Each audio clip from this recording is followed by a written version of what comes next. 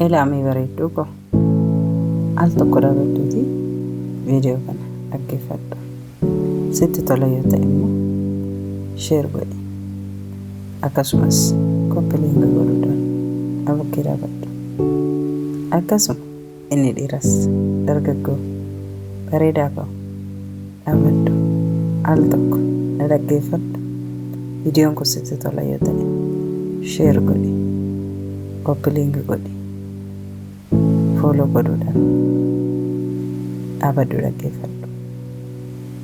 Laal bareedduuti laal bareedaa kiyya. Yeroon kee warqiidha.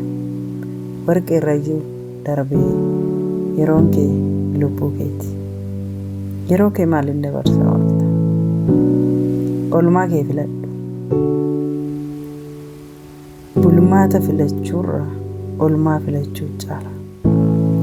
Oolmaan kee har'aa boruu kee miidhagsa waan ta'eef. Bakki har'a ooltu bareedaa yoo ta'e, bakki har'a ooltu waan gaggaarii baratte yoo ta'e, boruu keetiif bu'aa gurguddaa siif buusa. Bakka bulmaataa osoo hin taane bakka oolmaa kee filadhu. Namni oolmaa bareedu galgalli isaas bareedaadha. Namni oolmaa hin bareedne galgalli isaas fokkisaadha waan ta'eef. Atis ishiin dargaggeetti oolmaa kee filadhu. Inni dargaggeechas oolmaa kee filadhu. Oolmaan kee boruu kee si ibsa waan ta'eef. Oolmaan kee boruu kee si murteessa waan ta'eef.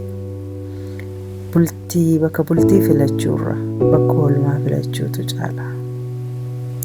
Isa atu faana yoo oolte inni lammaffaa attus si ta'a.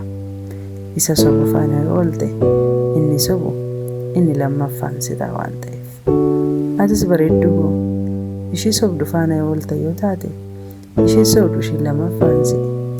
Ishii attu faana yoo oolte yoo taate ishiin attu ishii lammaffaan si waan ta'eef. Oolmaa kee filachuun sirriitti barbaachisaadha waan ta'eef. Galgala kee si ibsa waan ta'eef.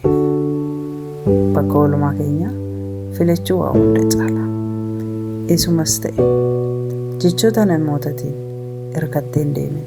Gaafa jechoonni namoota sanii si biraa dhabame kufaatiin kee ni hammaata waan ta'eef. Jecha namootaa ilaalte takka imala hin jalqabe. Ija namaatiin ilaaluudhaaf hin ariifatin. Arraba namaan dubbachuudhaafis hin kaka'umsa hin horatin. Amilee namaatiin yaaduudhaafis takka kaka'umsaaf amilee hin horatin. Sammuu keetiin bichaa dubbadhu. Arraba keetiin bichaa dubbadhu. Ija keetiin bichaa ilaali. Gaafa namoonni sun si biraa dhabaman kufaatiin kee waan hammaatuuf ofitti amanamummaa qabadhu. Bakka deemtuttis bakka teechuttis ofitti amanamummaa yoo qabaatte, confidence selfii yoo qabaatte hundatu si jaallata, hundatu si kabaja. Garuu hirkattummaa jechoota namootaatiin gaafa deemte dhaabin kees galma ga'uun kees muraasa waan ta'eef. Viidiyoon kun yoo sinii ta'e sheer, laayik, duwwaa gochuudhaan na bira dhaabadhaa. Turtii gaarii qabaadhaa.